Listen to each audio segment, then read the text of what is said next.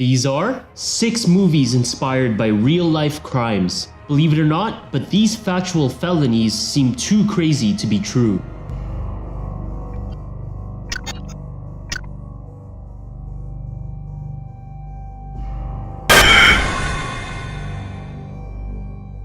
Today's video was requested by Otaku Shinobi 1. If you have any other topics you'd like to learn about, subscribe and let us know in the comment section below. Number 6. Bernie.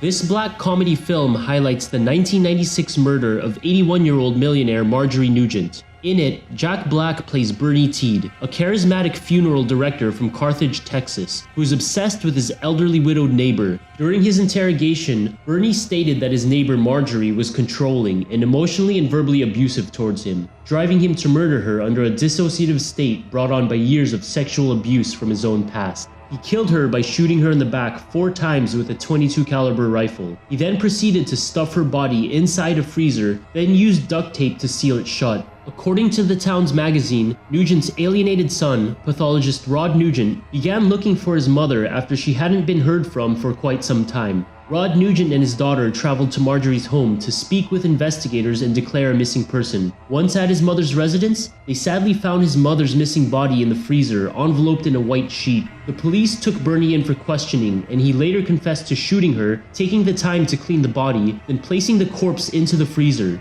He also admitted to using Marjorie's wealth to give gifts to a couple male friends of his. Bernie Teed was sentenced to 50 years in prison for his unprecedented acts. Number 5. Alpha Dog.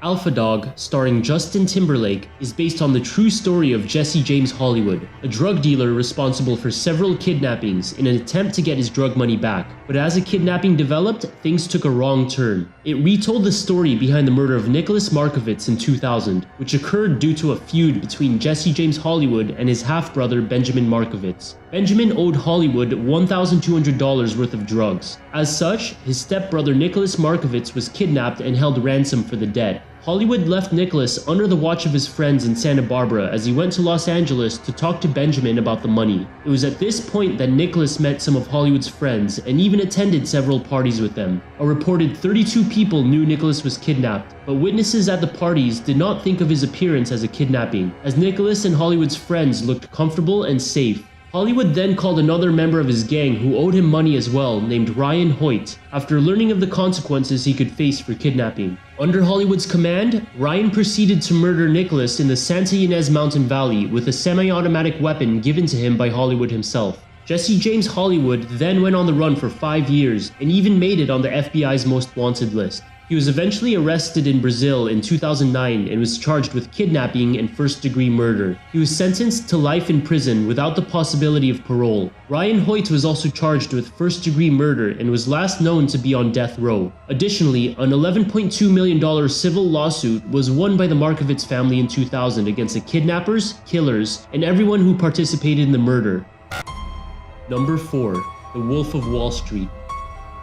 The Wolf of Wall Street is an American biographical film depicting Jordan Belfort's corrupt strategies in the 1980s and 90s, which ultimately led to his downfall. Belfort worked as a stockbroker in New York City and founded the firm Stratton Oakmont, a brokerage based in Long Island. Within no time, he was able to transform his firm into a highly valuable asset through cunning plans and additional employees. Under the command of Belfort, Stratton Oakmont implemented a method known as pump and dump, in which they used secret accounts to purchase penny stocks at a low price, then convinced their clients to purchase these same stocks. Once the price of the stocks rose, they'd sell all the stocks they bought earlier at the new higher price, thus losing their clients' money but at the same time profiting from their secret accounts. A reported $200 million of his clients' and investors' money was lost through Stratton Oakmont's use of the fraudulent pump and dump strategy. In the meantime, Jordan Belfort was taking advantage of his newly acquired extraordinary wealth with the purchase of drugs, prostitutes, and lavish parties. One drug in particular he was fond of was methaqualone, which he was purchasing under the brand name Quaalude. Quaaludes soon became a toxic addiction of his. Although it was prescribed to many people at the time, legal doses of it could potentially prove fatal. Not only was it highly addicting, but it was also linked to suicide attempts, injuries, and car accidents, while also causing its users to suffer from kidney and liver damage, respiratory arrest, deliriousness,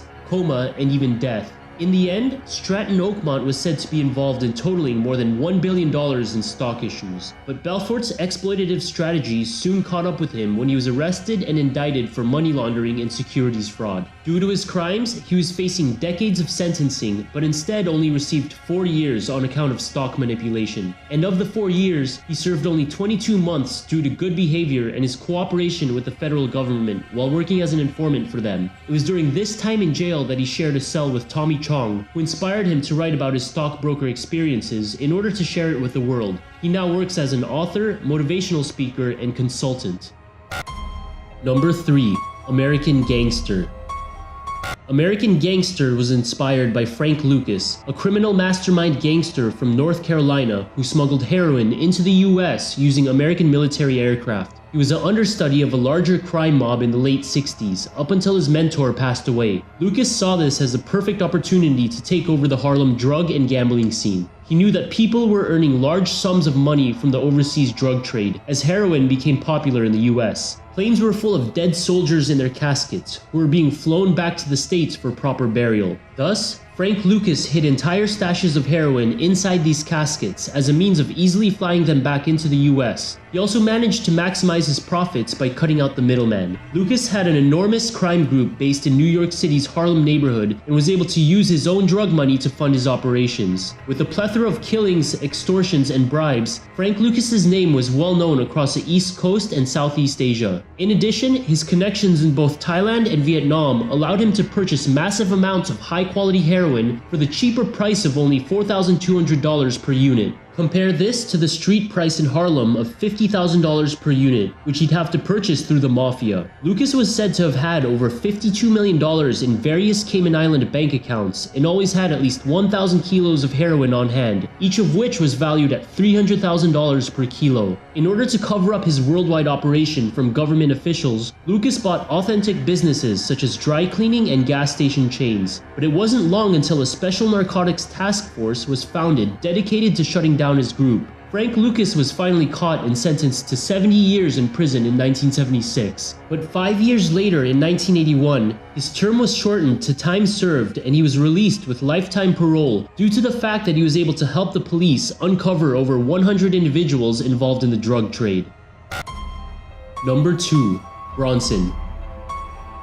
Bronson follows the life of notorious prisoner Michael Gordon Peterson, or more famously known as Charles Bronson, thanks to his fight promoter. In 1974, Charles Bronson was sent to jail for the very first time for committing armed robbery. Since then, he never stopped his mission to become the most violent prisoner in the history of convicts. With his background of being one of the best bare-knuckle fighters in the world, his rage ended him in solitary confinement for most of his sentence. In fact, he has already spent 36 years of his original 40-year sentencing in solitary confinement. As you can tell, Bronson was twisted. It was in jail that he became somewhat of a celebrity, gaining other convicts' trust by smashing and attacking guards to the point where Bronson needed to be sedated. He continually caused outbreaks by beating prison officers or inmates on many different occasions, and actually holds the unofficial record for the most prison rooftop protests in history out of any other UK inmate. In 1999, Bronson was criticized by the prison art teacher about a sketch he had made. He reacted by taking the art teacher hostage on a 40-hour siege. This was his second case of hostage taking, as he had already done so one time before in 1996 when he took a lawyer hostage. Thus, a special prison unit was made exclusively for him. His behavioral problems around the UK's prison system led him to being moved around to different jails and cells over 150 times. As of 2015, Bronson was allowed to meet with and plead to his parole officer for an end to his solitary confinement, which he was denied. He has since then changed his name to Charles Salvador and is put on a 23-hour daily lockdown without interaction with fellow inmates. Number 1. Dahmer.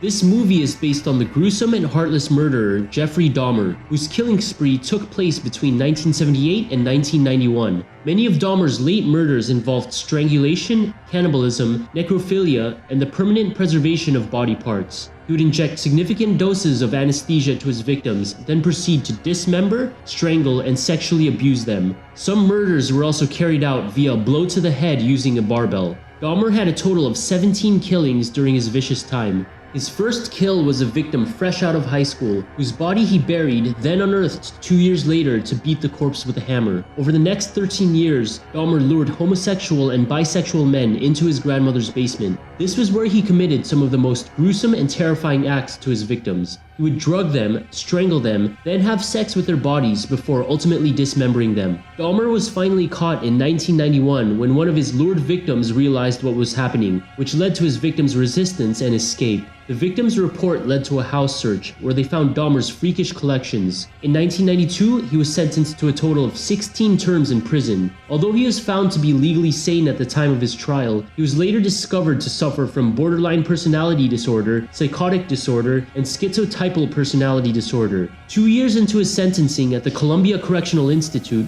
Jeffrey Dahmer was beaten to death by a fellow inmate. View more gruesome photos like these today of Jeffrey Dahmer's dismembered victims at theywillkillyou.com by clicking on the link at the top right corner of your screen.